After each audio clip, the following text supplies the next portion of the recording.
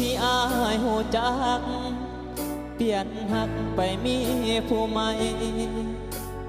เห็นให้อายเสียใจจมกับน้ำตาเคยหักกันมาสำใด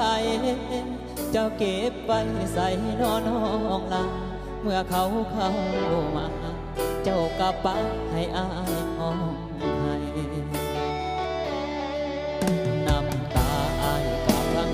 ยาเมื่อหูข่าวเจ้ามีผู้ใหม่เฮ็ดได้จังไดบ่เห็นใจอายบ่น้องลา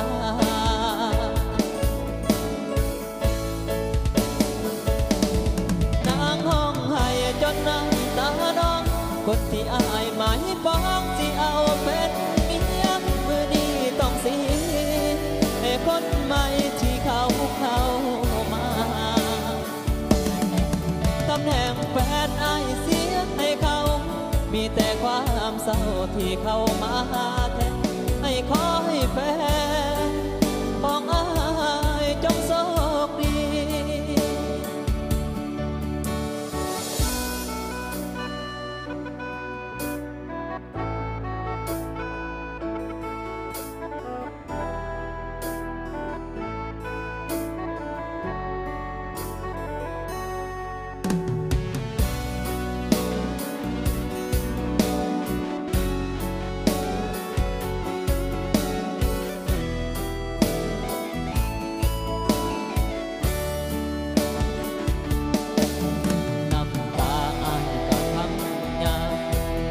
หูข่าวเจ้ามี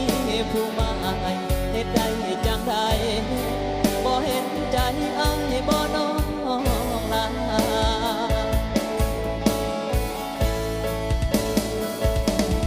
นางห้องให้จนน้ำตาดองคนที่อายหมายปองสิเอาเป็นเมียมือนี้ต้องสิให้คนใหม่ที่เขามาตำแหน่งแฟนอายเสียให้เขามีแต่ความเศร้าที่เขามาแทนให้ขอให้แฟนของอายจงโช